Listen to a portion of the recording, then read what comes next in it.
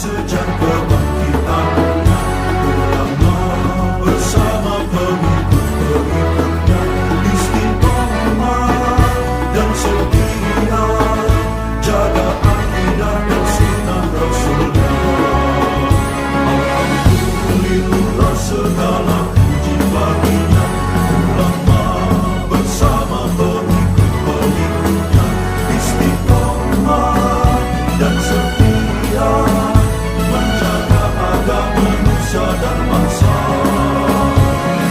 Mari kuatkan niat kita, kita bulatkan tekad kita, terus lanjutkan amal kita, mengembangkan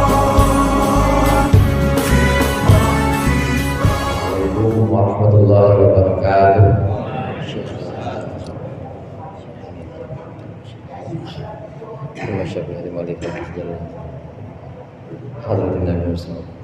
Al-Fatihah. Bismillahirrahmanirrahim. Alhamdulillah.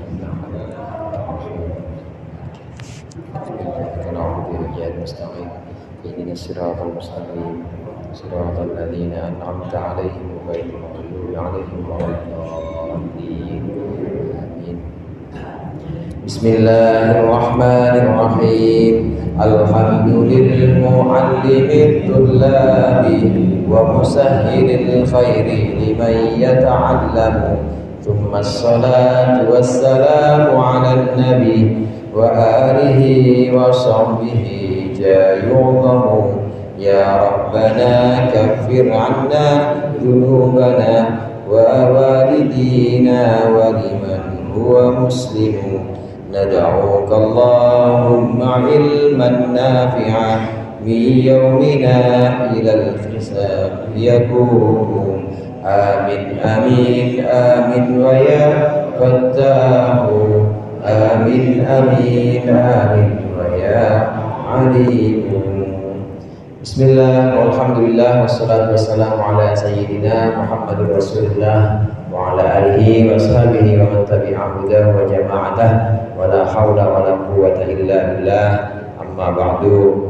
Para ustaz, para hujjat, para sesepuh dan segenap jamaah Majelis Ta'lim Masjid Al-Abrar yang berbahagia, alhamdulillah malam hari ini kita lanjutkan kembali pengajian tafsir Jalalain.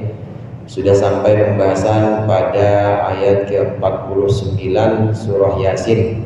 Surah Yasin, surah yang sering kita baca. Saya yakin kalau saya sebutkan satu dari ayat-ayat surah Yasin Bapak sudah akrab walaupun belum hafal tapi sudah akrab, sudah sering mendengarnya.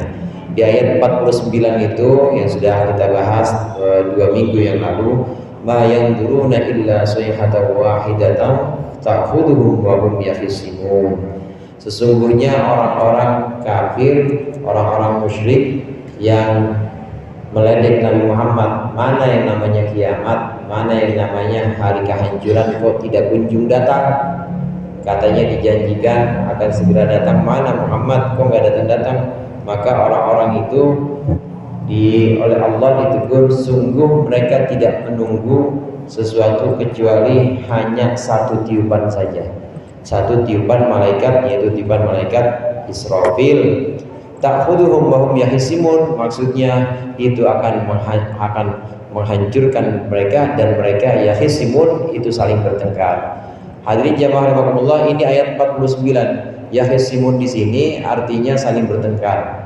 Ditafsirkan oleh Imam Jalalain bahwa di antara syarat-syarat terjadinya kiamat itu adalah orang-orang sudah pada bertengkar dan sudah tidak rukun lagi antara satu dengan yang lainnya, antara kawan dengan kawan, antara sahabat dengan sahabat, tetangga dengan tetangga, pedagang dengan pembeli, sudah tidak rukun.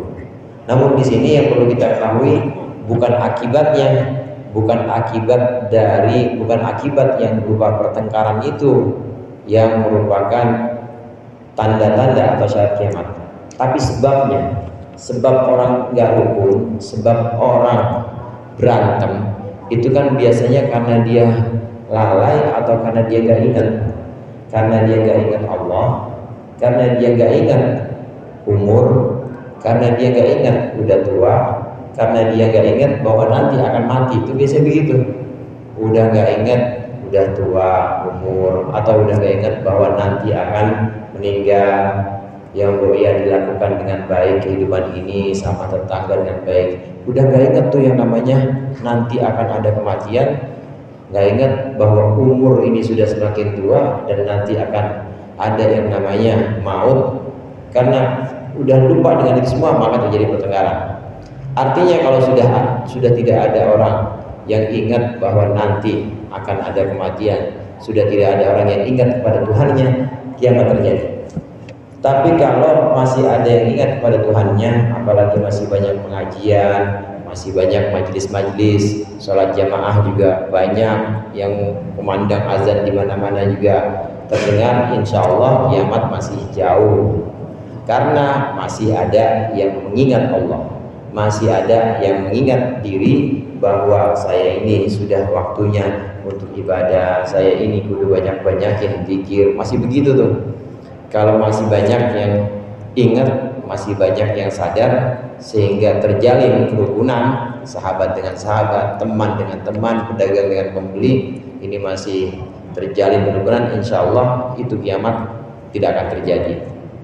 Karena masih banyak yang ingat kepada Allah. Dalam satu riwayat Rasulullah menyampaikan, ini hadis oleh Imam Bukhari. Oleh Imam Bukhari juga diriwayatkan bahwasannya kiamat itu akan terjadi hanya dengan beberapa syarat, yang diantaranya ketika seorang laki-laki, saudara, ketika seorang laki-laki dia antara penjual dengan pembelinya, antara pedagang dengan pembelinya, ini pakaiannya sudah digelar, dagangannya sudah digelar, tapi dijual juga enggak, dikasih sama orangnya juga enggak. Jadi temennya ini nanya, ente jual baju bang? Kagak. Ngapain pamerin? Ya udah bang, gak usah jualan kalau gitu. Akhirnya ribut lagi, berantem tuh, berantem. Kiamat akan terjadi ketika seorang sudah membutuhkan air, membutuhkan air, membutuhkan minuman, udah sampai dan udah dituangin gini nih pak, udah dituangin ke gelasnya, begitu pengen ditenggak diambil lagi. Kan ngeselin kalau gitu ya, berantem lagi aja, berantem tuh begitu. Ya orang udah disediain, tapi udah dijokin, udah dituangkan, dan udah siap diminum, diambil lagi sama temennya. Kiamat tidak akan terjadi kecuali orang-orang antara laki-laki dengan laki-laki yang lain, antara seorang dengan seorang yang lain, itu saling bertengkar sampai-sampai ada yang membutuhkan makanan. Begitu dia tinggal nyuap aja, tinggal nyuap makanan udah dikasih, tinggal nyuap tapi diambil lagi sama yang ngasih. Terjadi pertengkaran. Nah, pertengkaran ini akibat lupa kepada Allah. Ini maksud dari ayat 49 yang pernah kita bahas di pertemuan yang lalu. Ma yanzuruna illa sayhatan wahidatan ta'khudhuhum wa hum yakhisimun. Mereka saling bertengkar. Pokoknya kalau masih rukun, masih banyak orang yang ingat kepada Tuhan, masih banyak orang yang sadar bahwa dia itu bakal diminta pertanggungjawaban, insya Allah kiamat masih lama. Nanti kalau udah sering banyak yang berantem, kemudian banyak yang tidak sadar bahwa dia akan diminta pertanggungjawaban, baru itu kiamat terjadi. Nah, pada ayat yang berikut ini, ketika kiamat itu datang, orang-orang yang tadi bertengkar dalam cerita yang dikisahkan oleh Rasulullah, tanda-tanda kiamat, orang yang bertengkar ini maka tidak mampu dan tidak ada kesempatan lagi dia kembali ke rumah. Jadi berantem aja di situ, di pasar, ya berantem di kampung orang atau berantem di rumah orang lain. Ini mereka tidak mampu lagi kembali ke rumah. Maksudnya kiamat datang dan mati di tempat itu juga, di tempat di mana mereka saling bertengkar. Ini diceritakan dalam ayat 50 surah Yasin berikut ini. Bismillahirrahmanirrahim. Qala Allah Ta'ala wa huwa asdaqul qailin. Fala yastati'una tawsiyatan wa la ila ahlihim yarji'un. Fala yastati'una, maka mereka tidak mampu tawsiyatan, ayyusu, mereka tidak mampu memberikan wasiat, memberikan pesan, wala ila ahli yarji'un, dan juga mereka tidak mampu kembali kepada keluarga mereka, min aswaqihim, dari pasar-pasar, wa ashghalihim, dan kesibukan-kesibukan mereka, bal yamutuna fiha, tetapi mereka mati di sana, di tempat di mana mereka saling bertengkar. Yang bertengkar di pasar, ya di pasar matinya. Kiamat udah keburu datang. Nggak keburu tuh pengen benah-benah, nggak keburu tuh pengen wasiat atau pengen pesan sama keluarga yang di rumah. Yang berantemnya di rumah atau di rumah orang lain, mati di situ juga karena kiamat udah datang. Yang sibuknya ada di warung-warung atau ada di tempat-tempat maksiat, mati di situ juga. Udah nggak sempat kembali, mereka tidak sempat kembali untuk menyampaikan wasiat atau pesan-pesan kepada keluarganya. Kiamat datang ketika itu. Maka kalau di awal orang-orang kafir itu selalu bilang, wa yaquluna mata hadzal wa'du, mana Muhammad, mana yang katanya janji bakal ada kerusakan kiamat itu, mana kok kagak datang-datang? Entar tungguin. Kalau sudah waktunya dan sudah syarat-syaratnya sudah terpenuhi, maka kiamat itu akan datang, dan hanya singkat saja, sampai-sampai mereka tidak akan mampu untuk kembali ke rumah untuk sekedar berpesan, menyampaikan wasiat aja mereka nggak mampu. Dadakan maksudnya. Tiba-tiba ujuk-ujuk di situ juga berantem, di situ juga mati di situ.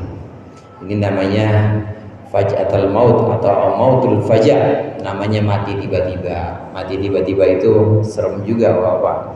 Kita belum sempat ngapa-ngapain, kita belum sempat pesan apa-apa kepada keluarga kita, tiba-tiba meninggal gitu aja. Kecuali kalau udah siap dan melalui proses yang biasanya Allah kasih pencucian semua kesalahan kita, sakit dulu, habis sakit kemudian dicuci semua dosa-dosanya dengan penyakit itu oleh Allah, dicuci. Nah setelah itu baru meninggal, umumnya seperti itu. Yang mengkhawatirkan itu kalau mau tilil fajar atau mati tiba-tiba. Orang-orang kafir itu nanti, orang-orang musyrik, ketika sudah syarat-syarat kiamat berdiri, maka mereka meninggal mendadak, mati mendadak di tempat mereka. Di tempat mereka sibuk untuk mengurusi kepentingan-kepentingan atau urusan-urusan mereka yang melalaikan mereka dari ingat kepada Tuhan. Wa nufikha bis-suri fa idahum minal ajdas ila rabbihim yansilun.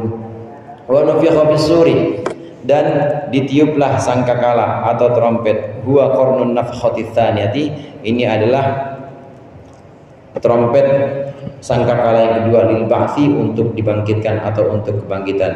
Wa bainan nafkhataini arba'una sanah, dan di antara dua tiupan itu selama 40 tahun. Fa idahum ayil makburun, maka tiba-tiba mereka, yaitu orang-orang yang di dalam kuburan, minal ajdati, dari kuburan-kuburan mereka, ayil kubur maksudnya adalah kubur, ila rabbihim yansilun, mereka keluar kepada Tuhannya, ay yakhrujuna bisur'ah, maksudnya keluar dengan cepat. Keluar dengan cepat. Udah tiupan sangkakala pertama, an-nafkhatul ula, tiupan sangkakala pertama ini ditiup oleh malaikat Israfil ketika orang-orang sudah tidak ingat Allah. Gara-gara tidak ingat Allah, tidak ingat agama, berantem. Sampai-sampai pedagang dengan pembelinya berantem, tetangga dengan tetangga berantem, dah semuanya kacau, ditiuplah sangkakala pertama itu. Sangkakala pertama ditiupkan, hancur semua. Ini buruk-buruknya kaum, buruk-buruknya manusia. Ini adalah manusia yang ngalamin ini nih, Pak. Alhamdulillah. Insya Allah orang-orang yang sering ngaji, orang-orang yang sering sholat, insya Allah nggak ngalamin. Jadi kita meninggal duluan. Mau meninggal duluan, Pak? Meninggal duluan pokoknya, dibanding orang-orang yang nanti ngalamin.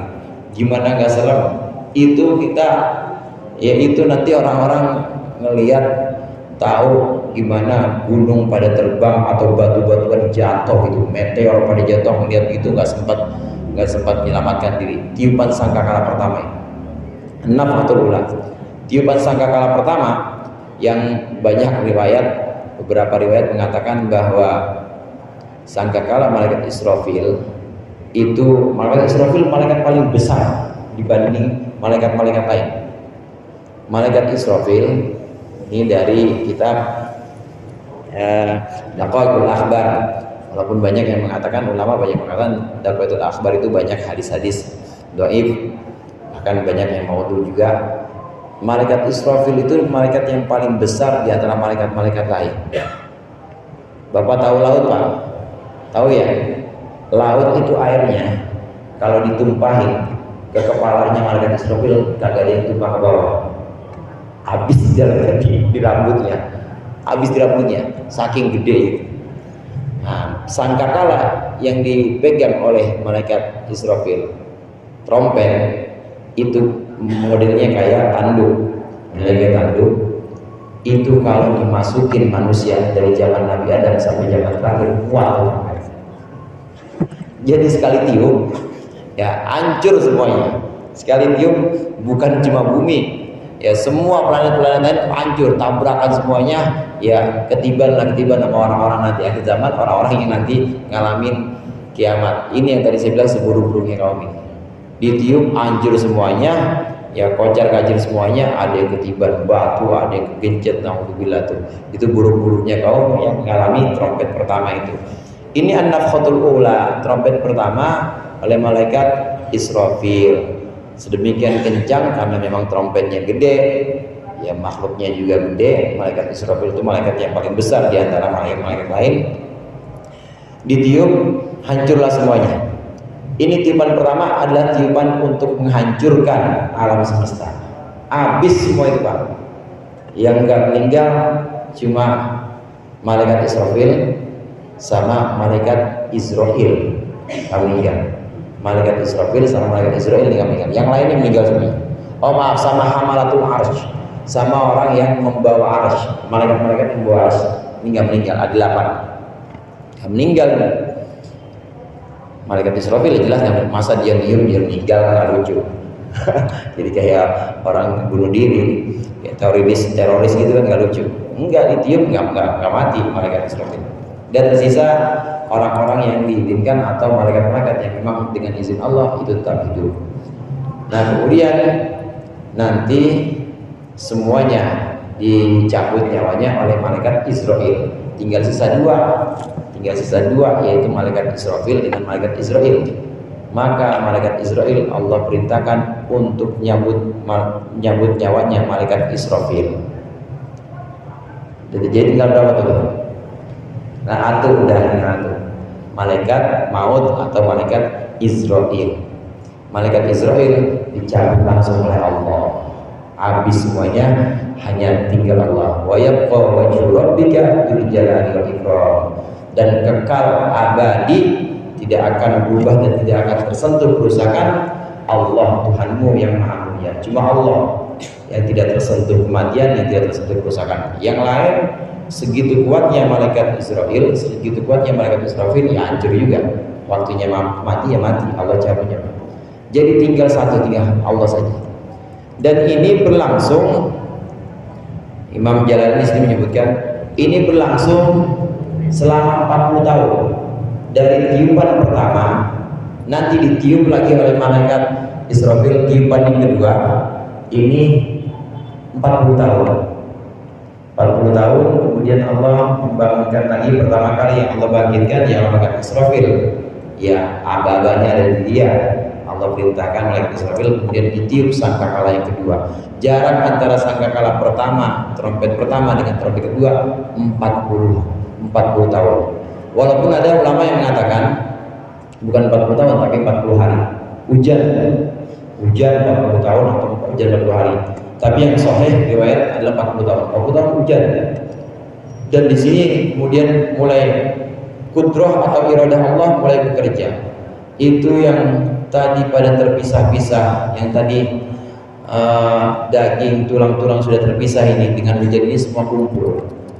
Termasuk yang matinya atau meninggalnya, kuburan yang dimaksud di sini bukan hanya lubang, pokoknya itu yang menyimpan anggota badan atau jasmani itu namanya kuburan.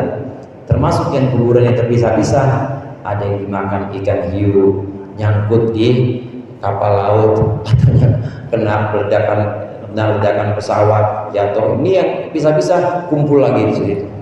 Dalam jangka waktu 40 tahun ini hujan, dan di sini iradah Allah, kehendak Allah berlaku, kumpul lagi. Kumpul untuk siap dibangkitkan lagi. Dimanapun itu pasti akan kumpul lagi. Dimanapun itu pasti akan bisa lagi Allah kumpulkan. Yang matinya ledak gara-gara pesawat kan mencar kemana-mana tuh. Habis mencar dagingnya dimakan ikan. Ikan nanti dimakan sama siapa? Makan nama orang Tanjung Priok kali ya. Dimakan. Kan udah kemana-mana tuh dagingnya. Tetap itu bisa Allah kumpulkan nanti. Ketika sudah 40 tahun iradah Allah dengan kehendak Allah, maka malaikat Israfil kemudian diperintahkan untuk meniup sangkakala kedua. Wa nufikha fis-suri fa idahum minal najasi ila rabbihim yansilun. Ini ditiuplah sangkakala yang kedua ini, maka langsung mereka itu yang dari dalam kubur yansilun keluar. Yansilun itu keluar dengan cepat. Tahu tuh? Ya, cukup langsung ditiup. Keluar semua dari dalam kubur. Dan semuanya itu keluar dengan cepat tanpa ada yang malas-malasan. Enggak ada yang malas, ntar aja sirame, enggak. Wajib keluar. Begitu ditiup sangkakala kedua, semuanya langsung pecungul dari dalam tanah atau dari dalam kuburan apapun. Yang bentuk kuburnya dimanapun itu, ketika sangkakala kedua semuanya langsung muncul dan bangkit lagi. Wa nufikha fis-suri fa idahum minal ajdathi ila rabbihim yansilun.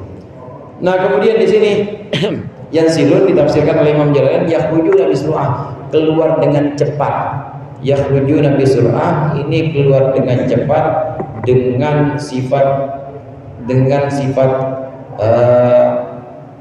bukan dengan sifat ikhtiar, tapi dengan qahran lahtiyaran. Jadi dipaksa atau sudah dibentuk sedemikian memang harus bangun, bukan karena ikhtiarnya. Bedanya begini Pak, ada dalam gerakan-gerakan kita itu ada gerakan yang ikhtiari. Ini kalau kita lagi duduk begini terus tangan kita pengen, ini namanya ikhtiari. Ikhtiari itu kita bisa pilih, kita mau diem atau kita mau diem atau kita mau goyang badan kita, namanya ikhtiari. Tapi kadang-kadang ada yang bukan ikhtiari tapi memang harus begitu dan tanpa sadar sudah begitu. Kayak orang yang punya penyakit apa tuh, kalau megang gelas dia gini aja. Nah, begitu kita itu. Gini-gini aja. Nah, itu namanya bukan ikhtiar. Emang udah semestinya seperti itu. Dia udah terpaksa dan udah begitu dia pun tidak menginginkan seperti itu, tapi ya udah harus begitu. Keluarnya ahli kubur, keluarnya semua yang ada dalam kubur ketika sangkakala kedua seperti itu. Artinya bukan kemauannya, sudah itu menurut ketentuan Allah, sudah dipaksa memang harus keluar. Nggak ada yang tinggal dalam kubur, semuanya keluar, kumpul di sebuah tempat yang namanya mahsyar. Qalu ya wailana man ba'athana min marqadina hadza ma wa'ada ar-rahman wa sadaqal mursalun. Qalu mereka berkata, maksudnya al-kuffar minhum, orang-orang kafir berkata, ya wailana, aduh celaka kami, halakana, hancur kami. Wa huwa masdarun la fi'la lahu, ini masdar yang kaumnya fi'il. Ini pembahasan nahwu, min labdihi di lafadznya. Hancur, modar kami, modar kita semuanya, habis dah kita. Man ba'atana min marqadina, man siapa, ba'atana min marqadina, siapa yang membangunkan aku, yang membangkitkan aku dari tempat tidurku. Liannahum, karena sesungguhnya orang-orang kafir, sesungguhnya al-kubur, kanu bainan nafkhataini naimin, di antara dua tiupan ini mereka semua pada tidur. Lam yu'adzabu, mereka tidak disiksa. Hada ayil ba'tsu, ini maksudnya kebangkitan. Ma alladhi, sesuatu wa'ada bihir rahman, yang menjanjikan dengannya siapa ar-rahman, Allah yang maha pengasih. Wa sadaqa fihil mursalun, wa sadaqa, dan benarlah di dalam ini, di dalam kebangkitan ini siapa al-mursalun, para rasul. Aqarru hina la yanfa'uhum al-iqrar. Mereka orang-orang kafir mengikrarkan menyatakan ini ketika sudah tidak lagi bermanfaat pernyataan atau ikrar mereka. Waqila, dan dikatakan lahum, waqila yuqalu dzalika lahum dzalika, dan dikatakan ini bukan perkataan orang kafir tapi justru adalah perkataan yang diucapkan untuk orang-orang kafir. Ketika sangkakala kedua ditiupkan, 40 tahun sudah berlalu, sangkakala kemudian ditiupkan oleh malaikat Israfil, bangun semuanya itu.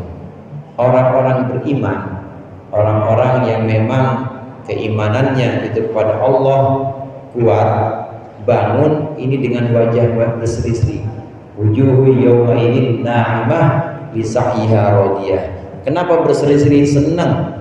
Karena memang dari dulu di dunia dan juga dalam kubur, kan emang yang dia pikirin, yang dia ingat emang Allah terus. Kayak kita begitu. Amin ya Pak? Kita kan ingatnya Allah terus ya. Allah, sholat Allah, ngaji Allah, pokoknya apa aja karena Allah, kita cari ridho Allah.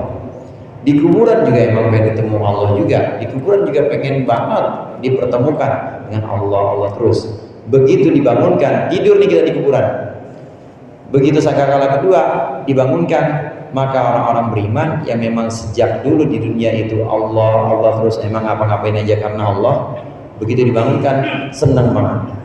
Dibangunkan dengan wajah berseri-seri karena akan bertemu dengan Allah nanti di surga. Amin. Ini orang-orang Masjid Al-Abror. Amin. Karena emang dari dulu ingatnya Allah. Tapi orang-orang kafir ketika ditiup bangun, apa yang mereka katakan? Ya wailana man ba'atsana min marwaina. Mati dah gua, kata mereka gitu.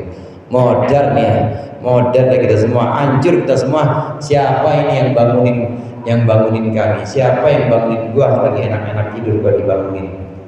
Orang-orang kafir itu hadirin, ketika pertanyaan mungkar nakir selesai, man rabbuka nggak bisa jawab. Nabi juga man rabbukanya nggak bisa jawab. Itu diganden, itu dipukul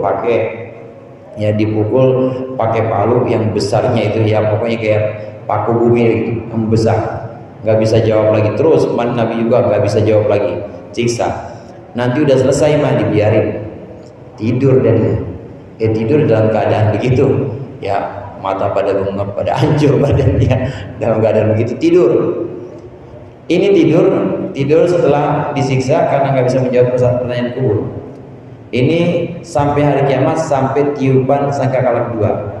Waktu sangkakala kedua ditiup dan mereka dipaksa untuk bangun, maka ucapan yang keluar, siapa ini yang bangunin saya? Lagi enak-enak tidur, hancur dah, mati dah, habis dah ini waktunya ini. Hada ma'adar rahman wa sadaqal mursalun, kata mereka begitu.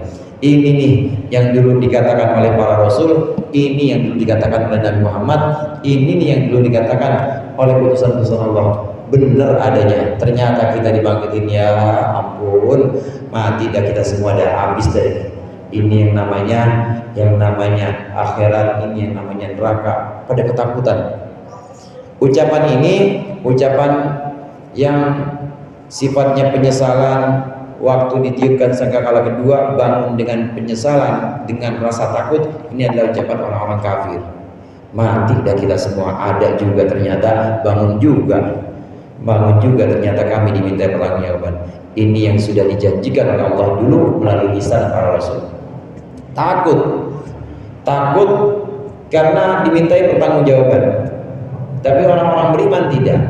Orang-orang beriman dibangkitkan dalam keadaan muka berseri-seri karena memang ingin bertemu. Karena nanti begitu bangun, hadirin, itu karena udah dari awalnya di dunia dia ingat Allah terus, ngapa-ngapain juga karena Allah. Waktu di kuburan juga jawab pertanyaan kubur bisa. Kemudian pengen banget untuk bertemu Allah, dan ketika bangun udah digiring.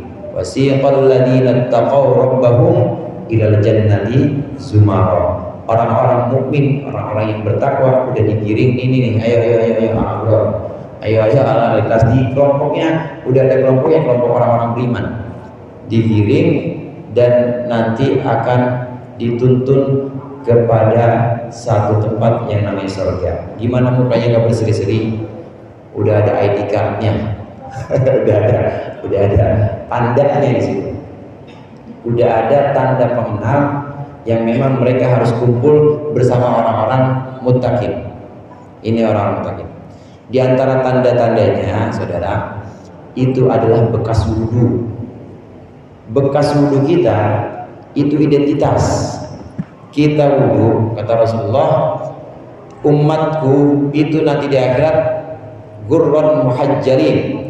Di akhirat itu seperti orang-orang yang pakai gelang dan juga orang-orang yang mukanya itu ada cahayanya. Gurran muhajjalin itu begini. Gurran itu orang-orang yang lainnya pada geseng-geseng mukanya, orang-orang mukmin enggak. Di sini ada ini. Di sini tuh ada cahayanya. Begitu juga pakai gelang muhajjalin. Di sini ada cahayanya, begitu juga di sini ada cahayanya. Pakai gelang, di atas sikut ada cahayanya, di atas sikut tangan, kemudian di atas mata kaki juga ada. Di atas mata kaki juga ada cahaya. Begitu bangkit dari kubur itu udah kelihatan.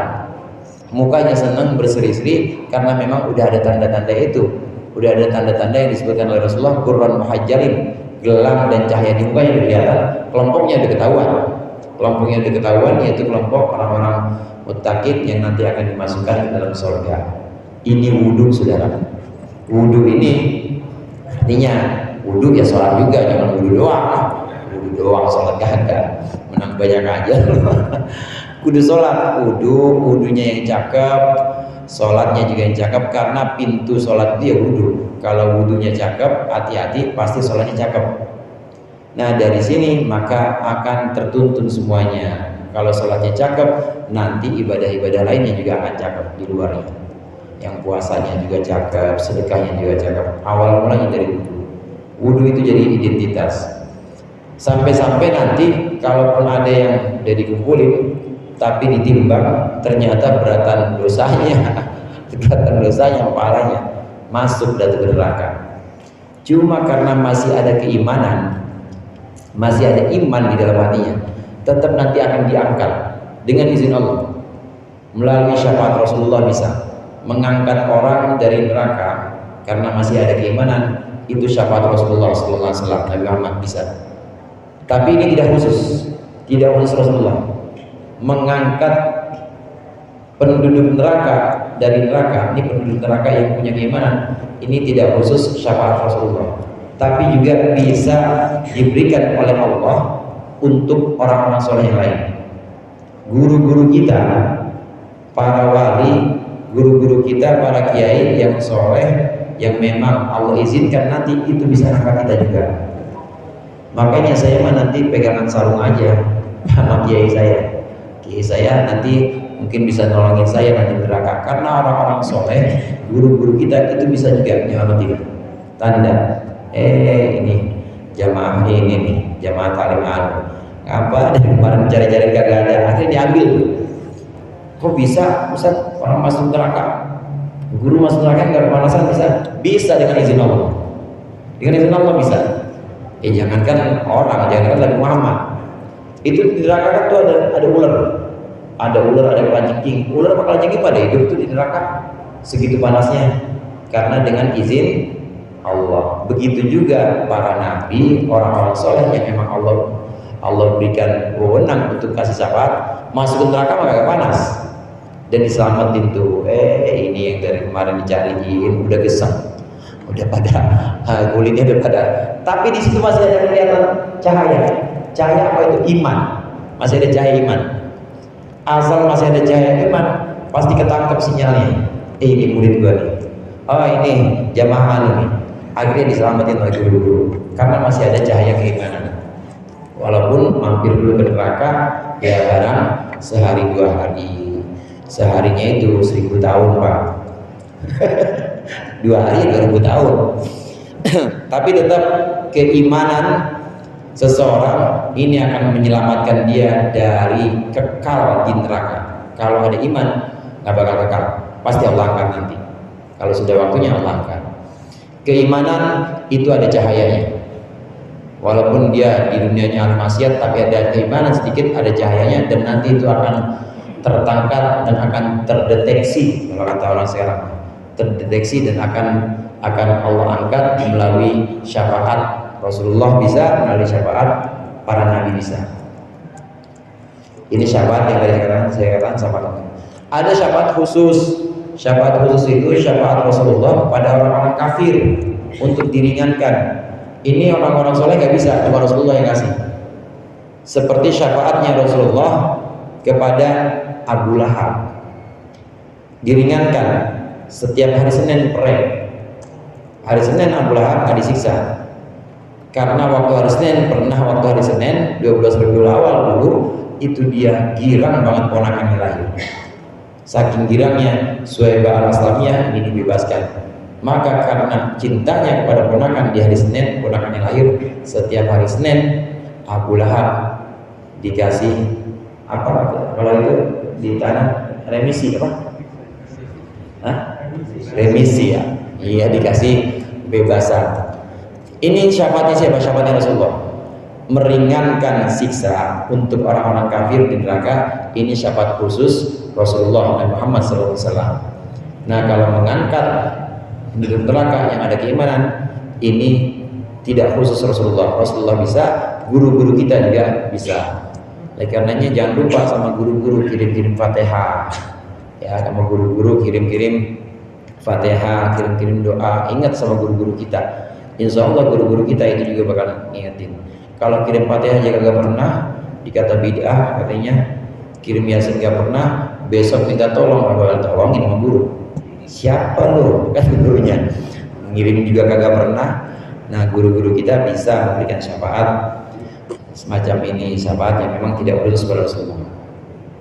Jadi orang-orang kafir ketika dibangkitkan, orang-orang yang tidak ada keimanan ini kaget, ampun, habis dah kita, habis tamat dari riwayat kita. Ternyata ada ini yang dulu dijanjikan oleh para rasul, ternyata itu benar-benar terjadi. In kanat illa sayhatan wahidatan fa idahum jami'un ladaina mudarrun. In kanat ay makanat, tidaklah ada tiupan itu, tiupan yang kedua, illa sayhatan wahidatan, kecuali tiupan atau suara yang satu kali doang. Fa idahum jami'un ladaina mudarrun, maka tiba-tiba mereka seluruhnya ladaina indana, di sisi kami, muhdharun, itu dihadirkan. Udah muhdharun digiring. Cuma sekali tiupan bangkit semua lumpur, yang beriman, yang kafir bangkit semua, dan semuanya muhdharun, dihadirkan di hadapan Allah, dan tidak ada yang bisa menolak untuk hadir di hadapan pengadilannya Allah.